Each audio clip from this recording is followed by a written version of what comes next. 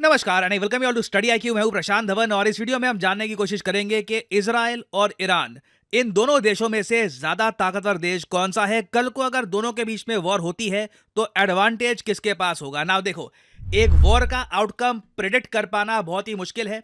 आप इतिहास में देखो तो आपको कई एग्जाम्पल मिलेंगे जब एक बार को पेपर पे लग रहा था कि बड़ा देश है, बड़ी आर्मी है, वो जीत जाएंगे, बट रिजल्ट कुछ और हुआ। किसी ने उम्मीद नहीं की थी कि अमेरिकन मिलिट्री वियतनाम में इतना स्ट्रगल करेगी 1970s में और इन दी एंड ह्यूमिलिएट होकर इनको वियतनाम छोड़ना पड़ेगा। किसी ने यह भी नहीं सोचा था कि रशियन मिलिट्री को यूक्रेन में इतनी दिक्कत आएगी। 2 साल बीत जाएंगे और वॉर का मैप बिल्कुल भी नहीं बदलेगा। और इसी तरीके से कई एग्जाम्पल आपको मिल जाएंगे, Finland Russia war, Vietnam China war. तो एक वॉर का आउटकम प्रिडिक्ट कर पाना काफी मुश्किल है। हाँ, मगर दोनों कंट्रीज को अगर हम 5 एस्पेक्ट से कंपेयर करें तो हमको एक क्लियर आइडिया मिल सकता है कि किस कंट्री के पास ज्यादा बड़ा एडवांटेज है। और इस वीडियो में हम यही करने वाले हैं। इजराइल और ईरान को कंपेयर करेंगे। पहली बात, मिलिट्री कैपेबिलिटी के हिसाब से, military overall, air force, army, navy जरा स्ट्रांग किसकी है। फिर हम कंपेयर करेंगे न्यूक्लियर वेपन्स डिटरेंस के हिसाब से कि न्यूक्लियर वेपन्स के मामले में ज्यादा स्ट्रांग कंट्री कौन सा है। उसके बाद हम आएंगे कंट्री मोराल पे। यह बहुत ही इंपॉर्टेंट है कि कंट्री का अगर मोराल जरा स्ट्रांग है, अगर कंट्री बिलीव करती है खुद पर कि हाँ हम जीत सकते हैं, तो एक बार को इतिहास काफी बार कंट्रीज ने, एम्पायर्स ने बदल रखा है। तो कंट्री मोराल किसका स्ट्रांग है। फिर हम डिस्कस करेंगे कि ग्लोबल सपोर्ट किस कंट्री को जरा मिलती है। और फाइनली हम जानेंगे कि किस कंट्री के पास साइबर वॉरफेयर कैपेबिलिटीज ज्यादा अच्छी हैं। और यह सबसे एक प्रॉपर तरीका होगा जेन्युइनली ये बात समझने का कि इजराइल और ईरान में से ज्यादा स्ट्रांग देश कौन सा है। नहीं तो अगर हम कन्वेंशनल मेथड उठाएं तो उसमें आदमी जाता है सीधा ग्लोबल फायर पावर इंडेक्स की रैंकिंग पर, वहां पे स्क्रॉल करता है और उसको दिखता है कि अच्छा, ईरान की तो रैंक है 14 और इजराइल की रैंक है 17। और फिर उसके बाद वो गिनता है कि किस कंट्री के पास ज्यादा टैंक्स हैं, ज्यादा आर्मर्ड व्हीकल्स हैं। नंबर्स में अगर हम देखें तो ज्यादा टैंक्स तो ईरान के पास है। ईरान के पास ऑलमोस्ट 2000 टैंक्स, इजराइल के पास 1370 टैंक्स। फिर आर्मर्ड व्हीकल को अगर हम देखें, टोड आर्टिलरी को देखें, तो हर मामले में ईरान आगे दिख रहा है। तो हाँ, यही है, फिर ईरान की मिलिट्री जरा स्ट्रांग हो गई। बट देखो, ईरान और इजराइल के केस में tanks, towed artillery, mobile rocket launchers, इन सब का रोल इतना ज्यादा होता नहीं है। क्योंकि पहली बात तो ज्योग्राफिकली आप देखोगे ना, तो ईरान और इजराइल बहुत दूर हैं।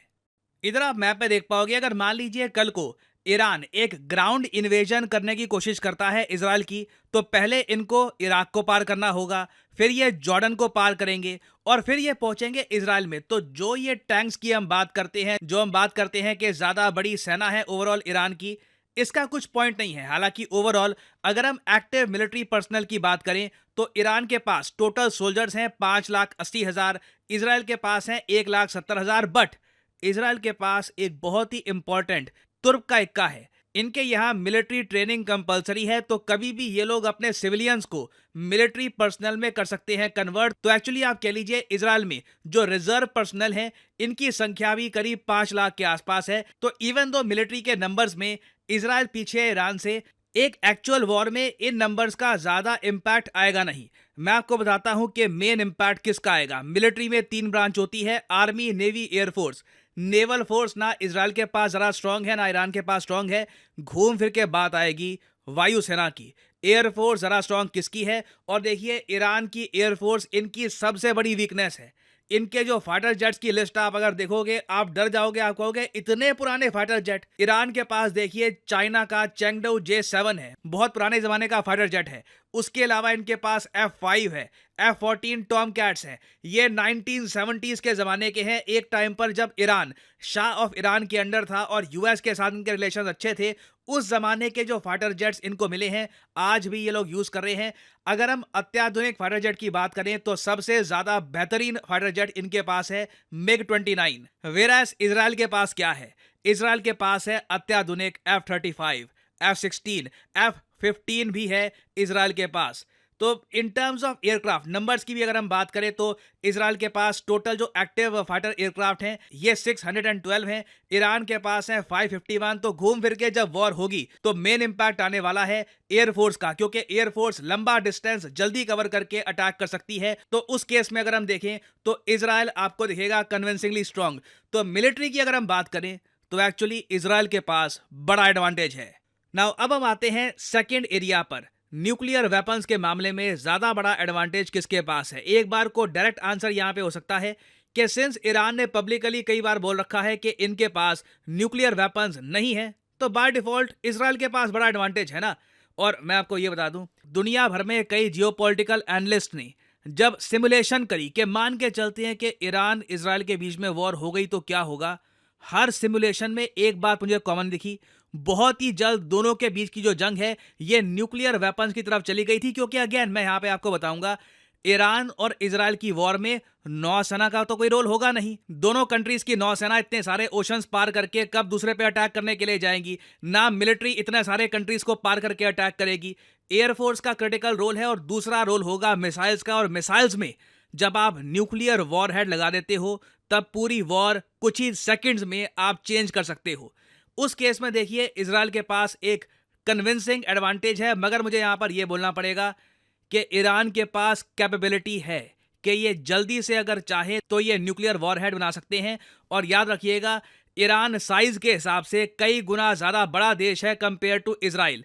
इजराइल को 100 से भी ज्यादा न्यूक्लियर वॉरहेड एक्सप्लोड करने होंगे ऑल ओवर ईरान।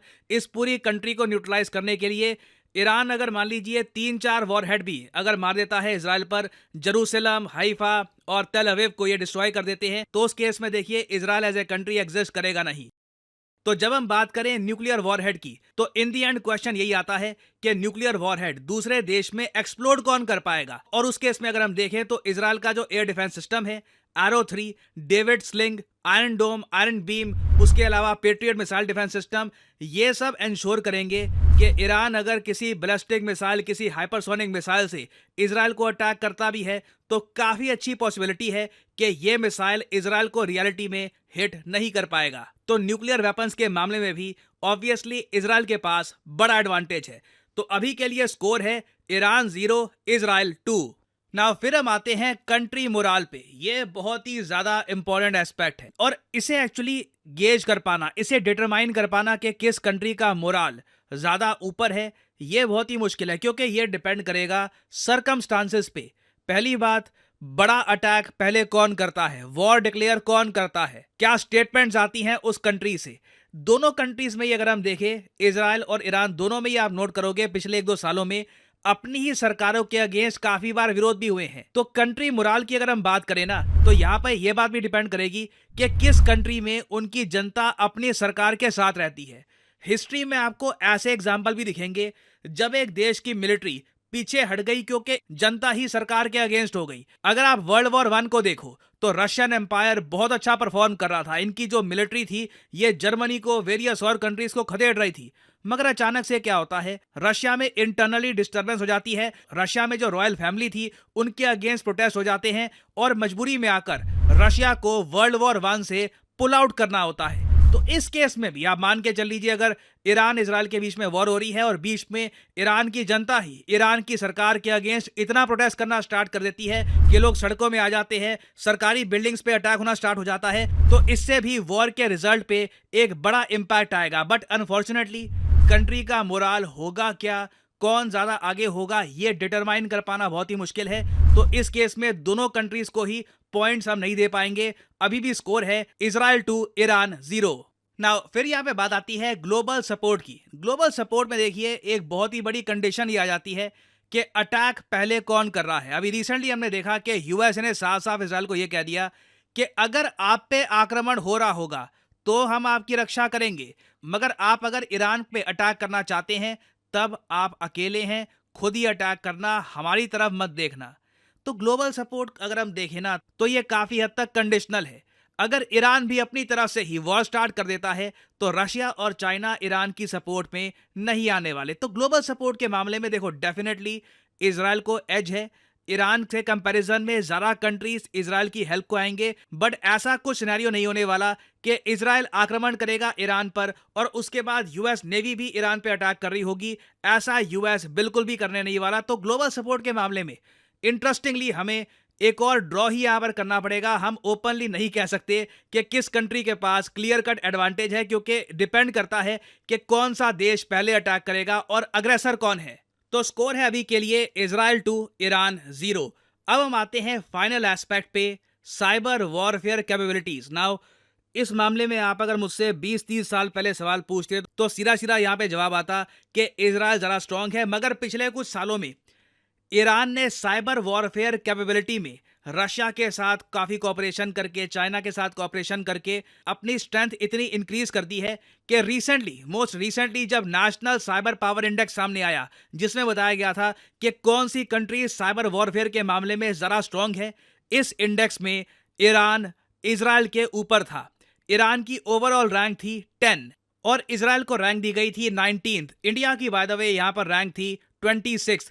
टॉप पे ऑब्वियसली था यूनाइटेड स्टेट्स ऑफ अमेरिका। तो इस मामले में अगर हम कंट्री टू कंट्री कंपैरिजन करेंगे तो स्कोर जाता है ईरान के पास। ईरान ने यह अर्न किया है ओवर द इयर्स, इन्होंने अपनी साइबर वॉरफेयर कैपेबिलिटीज इतनी डेवलप करी है कि ये स्कोर बिल्कुल ईरान को देना होगा। और ओवरऑल अगर हम पांचों एस्पेक्ट में दोनों कंट्रीज को कंपेयर करें तो आज भी एडवांटेज इजराइल के पास है। इजराइल का स्कोर है 2, ईरान का स्कोर है 1। तो ओवरऑल एक ज्यादा पावरफुल कंट्री डेफिनेटली इजराइल है। नाउ यहां पे मैं आपसे पूछना चाहूंगा आपका ओपिनियन कि आपके हिसाब से ईरान और इजराइल के बीच में ज्यादा स्ट्रॉन्ग कंट्री कौन सा है? लिखेगा इसके बारे में कमेंट सेक्शन में। आई थिंक जितने लोग कमेंट सेक्शन में अपना ओपिनियन शेयर करेंगे उससे हमें जनता का भी एक व्यू पॉइंट पता लगेगा कि जनता भी क्या सोचती है। तो लिखेगा अपने ओपिनियन के बारे में कमेंट सेक्शन में। अगर आपकी कमेंट काफी डीप हुई, काफी डिटेल्स के साथ आपने लिखा अपना आंसर, तो मैं कोशिश करूंगा कि आपकी कमेंट को हार्ट भी दिया जाए। और फाइनली यहाँ पर मैं ये भी ऐड कर दूं कि स्टडी IQ के यूपीएससी कोर्स में एक स्पेशल ऑफर चल रहा है, जिसमें अगर आप ये कोर्स परचेज करते हैं तो आपको स्टडी IQ की तरफ से फिजिकल बुक्स भी डिलीवर की जाएंगी एट योर एड्रेस। तो यहाँ पे आपको क्या करना है, वीडियो के कमेंट सेक्शन में जाओ, यहाँ पे पिन कमेंट में आपको ये लिंक मिलेगा, इस लिंक पर करो यहाँ पर क्लिक और आपके सामने फिर खुल जाएगा ये पेज। नाउ यहाँ पे आप परचेज कर सकते हैं स्टडी IQ का फ्लैगशिप यूपीएससी कोर्स।